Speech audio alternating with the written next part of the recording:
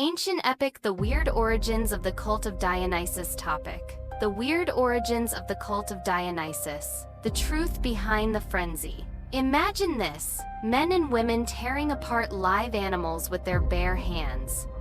They dance wildly, collapsing in hypnotic states. This isn't a horror movie. It was the sacred ritual of one of the most important Greek gods, Dionysus. Why did the Greeks, who prized reason and order above all else, feel this desperate need for such madness? The truth lies in the strange link between wine, sex, and death. We will investigate the origins of this volatile, fascinating god and explore how his worship challenged the very foundation of Greek civilization. If you are fascinated by the dark side of ancient belief systems and want to uncover the chaotic truths of history, hit subscribe and turn on notifications immediately. The ancient epic community is dedicated to dissecting these profound historical mysteries. Let's begin our descent into the world of the Bacchus.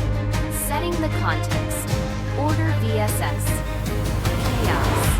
The Greek pantheon was largely defined by order. Zeus controlled the sky, Poseidon the sea, and Apollo represented the perfect balance of music and light. Dionysus, however, was an anomaly. He was the god of wine, frenzy, theater, and ecstasy. He represented the primitive, untamed force that rational Greek society often tried to suppress. His story is a conflict between the controlled nature of civilization and the raw, dangerous power of nature. Part I.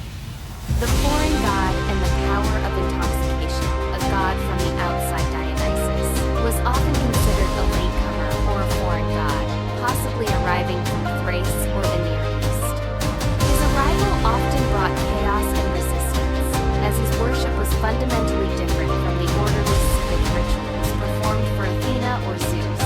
The gateway to altered consciousness wine, Dionysus's gift, was not just a drink. It was a gateway to an altered state of consciousness. For the Greeks, daily life was governed by the Apollonian ideals of measure and self-control. Dionysus offered a radical escape, a temporary release from the burden of civilization. His followers didn't just drink, they aimed for ecstasy, literally standing outside oneself. This state was seen as a temporary union with the divine, bypassing the strict intellectual paths of philosophy. The feminine force, the Maenads.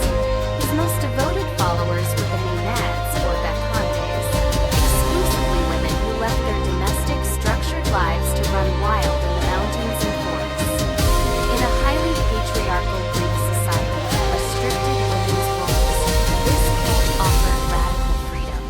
It was a temporary, explosive reversal of the social order. Part 2. The Rites of Frenzy and the Horror of Sparagmos.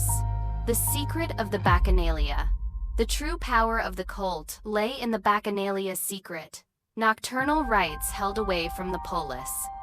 These were not drunken parties.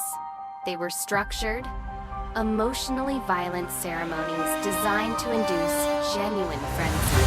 The ritual of tearing flesh. The most shocking practice was Sparagmos, the ritual tearing apart of a live animal, often a goat or bull, with bare hands, followed by the Omophagia, the eating of the raw flesh. This was the ultimate act of abandoning civilization and embracing the primordial. By consuming the raw flesh, the worshippers believed they were absorbing the very essence of the god, achieving a physical and spiritual connection that no formal temple ritual could offer. The psychological need. Why this extreme behavior? Psychologically, it fulfilled a deep need.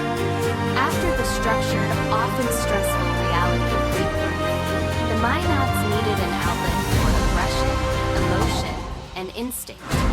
Dionysus sanctioned this release, providing a temporary, controlled valve for the chaos inherent in human nature.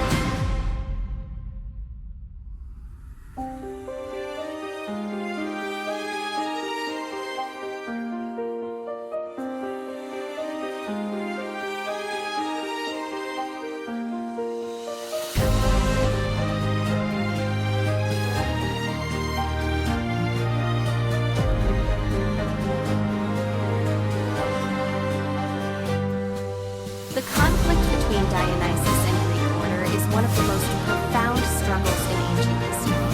If you are captivated by these deep cultural collisions, show your support by hitting subscribe. Your subscription ensures we can continue to reveal the complex truths behind these ancient mysteries. Part 3: Social Conflict and the Literary Response. The threat to the polis, the cult of Dionysus, was often suppressed because it threatened the polis, the Greek city-state. The frenzied, emotional state was incompatible with reasoned political decision-making. If citizens abandoned their civic duties for uncontrollable frenzy, the city itself was at risk of collapse. The power of Euripides. The most powerful commentary on this tension comes from literature, specifically the play Bacchae by the playwright Euripides. The play is a masterful exploration of the inevitable clash between order, represented by King Pentheus of Thebes, and chaos, represented by Dionysus. Pentheus tries to suppress the cult with force and rational argument, refusing to acknowledge the irrational forces of the god. The tragedy of suppression. The play shows that suppressing instinct only makes it more powerful. Dionysus drives Pentheus to madness and tricks him into spying on the Maenads. Pentheus is then discovered and torn apart by his own mother, who is convinced in her Bacchic frenzy that he is a wild animal. The play's terrifying conclusion is a clear warning: ignore the irrational at your peril. Greek society realized that chaos had to be given a place, or it would consume them from within. Part IV: The Legacy of Controlled Chaos. The birth of drama. Paradoxically, the cult of Dionysus gave rise to one of Greece's most ordered and intellectual art forms: theater. Greek tragedy and comedy originated from the Dionysia, the massive religious festivals dedicated to the god. The mask, essential to the ritual, allowed an actor to step outside himself, embodying another persona, a transformation directly rooted in the ecstatic experience of the god. The Romanicos. The cult spread to Rome, where it became known as the Bacchanalia. There, the rites became less about spiritual ecstasy, and more about criminal conspiracy and debauchery, leading the Roman Senate to brutally suppress the cult in the Roman Republic. This shows how the volatile nature of the cult could be channeled differently based on the receiving culture.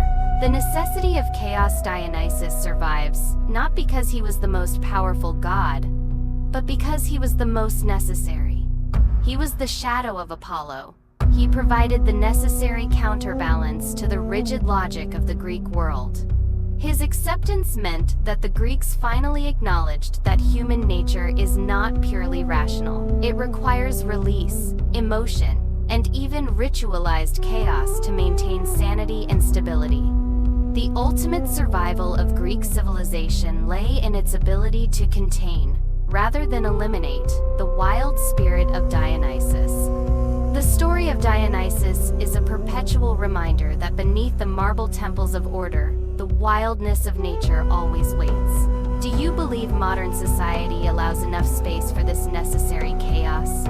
Or are we creating a new King Pentheus? Comment below, share your thoughts, and join the historical debate with us. Don't forget to subscribe to the Ancient Epic channel and turn on notifications so you don't miss our deep analyses of humanity's greatest legacies. See you in the next epic!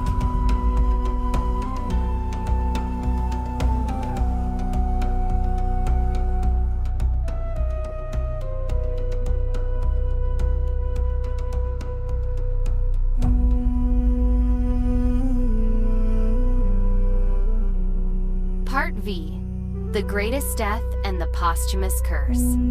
The Fall of the Hero in Babylon. Alexander the Great died suddenly in Babylon, in Nebuchadnezzar II's palace, at less than 33 years old. This death was a moment of absolute chaos for the ancient world.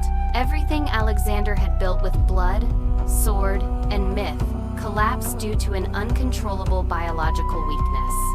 Unanswered mysteries still linger. Was it malaria, typhoid fever due to his time in the swampy regions? Or acute pancreatitis from alcohol?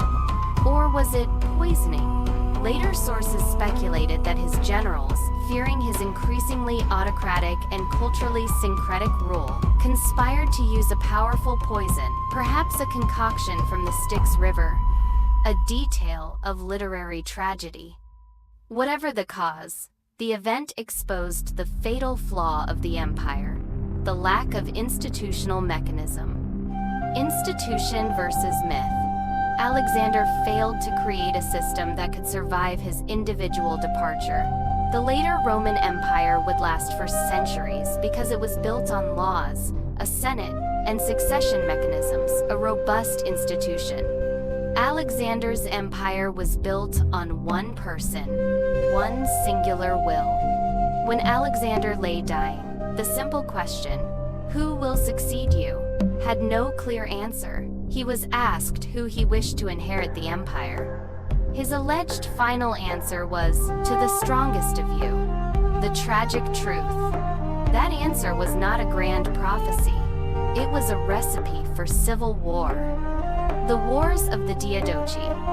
The inevitable outcome. Immediately after his death, Alexander's closest friends, the generals who had bled alongside him, the Diadochi, tore the empire apart. They fought each other for 40 years. The unity Alexander created vanished. Instead, it fractured into a series of enduring Hellenistic kingdoms: Antigonid, Ptolemaic, Seleucid.